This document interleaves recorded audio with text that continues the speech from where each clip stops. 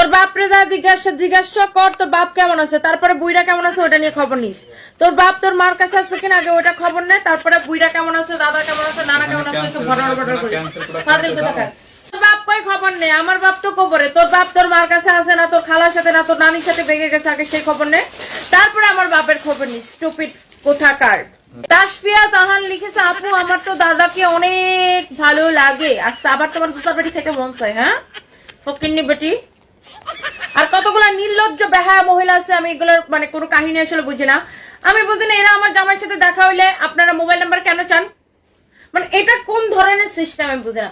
আমার জামাইয়ের যে কোনো অনুষ্ঠানে আমি নিয়ে যাবো, বলবে আমার সামনে চাইবে না, বুঝছো? আমি যখন সামনে না থাকি তখন বলবে ভাই আপনার নাম্বারটা দেওয়া যাবে, ভাই আপনার নাম্বারটা দেন। কেন রে, তোদেরকে পিতলা পিড়িতে উতলে উঠছে, ভাইয়ার নাম্বার দিবে তোরা পিতলা পিড়িতে করবে, ভাইয়ার বউরে দেখতেছো না সাথে, এটা জুতার বাড়ি দিয়ে একদম দাঁত ফালাই দিবে তোরা। আর লাইভে না একদম চেহারা উন্মোচন করবে আমার জামাইরে কোনো মেসেজ দিলে আর হুদাই কামে কোনো বিতলামি করলে। ফালতু বেটিরা কোন নামকার।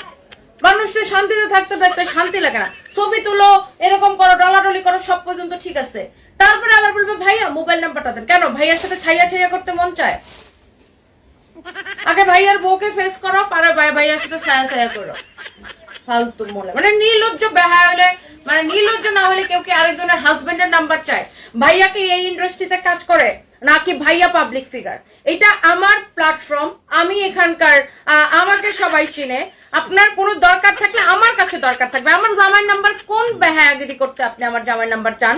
কতগুলো বেহায়া মহিলা আছে আমার সামনে, চাইলে তো দইরা একটা থাপ্পড় লাগাই দিতাম তোরা, বুঝছো? তোমার স্যারের যেখানে নিয়ে যায় কতগুলো মানে লুচ্চা বেরিয়ে এসে যায়, বলবে ভাই আপনার মোবাইল নাম্বারটা দেওয়া যাবে। নষ্ট মহিলা জোর করে আমার জামাইয়ের থেকে মোবাইল নাম্বারটা খালি ফোনটা দিয়ে দেখিস, তারপরে দেখিস। আমার জামাইয়ের আউট নাম্বারে ফোন রিসিভ করে না। আর কতটি লুচ্চা মহিলা আছে আমার জামাইয়ের ইনবক্সে মেসেজ দেয়, মানে ফেসবুকে আইডি করতে খুঁজে বের করে করে মেসেজ দেয়। কিন্তু মেসেজ রিকোয়েস্ট ওই মেসেজ গুলো আসে, তো আমার জামাই তো মেসেজ রিকোয়েস্ট কে এটাই বুঝতে না, ওই মেসেজ রিকোয়েস্ট গুলো আমি চেক করি।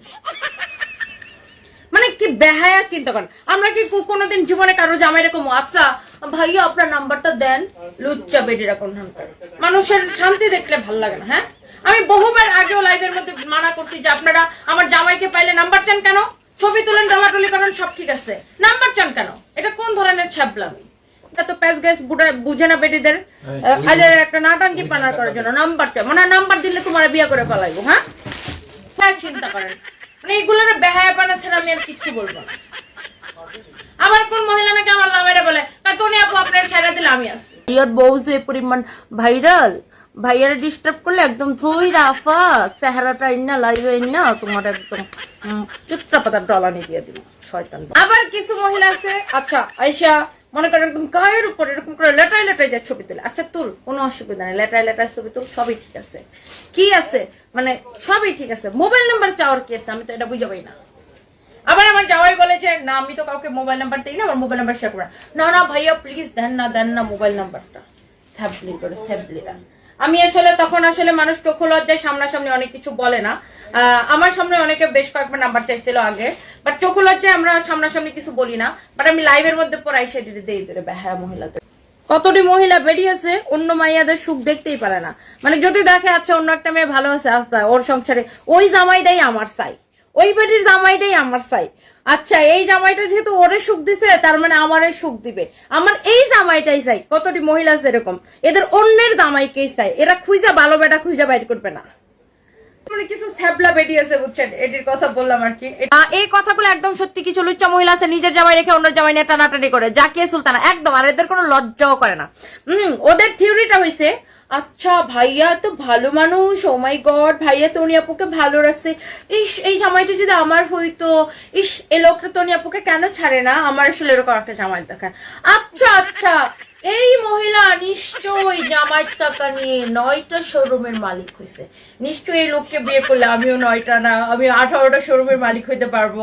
এইটা মানে অনেক লুচ্চা মহিলারা এটা মনে হয় ভাবে, আই থিঙ্ক।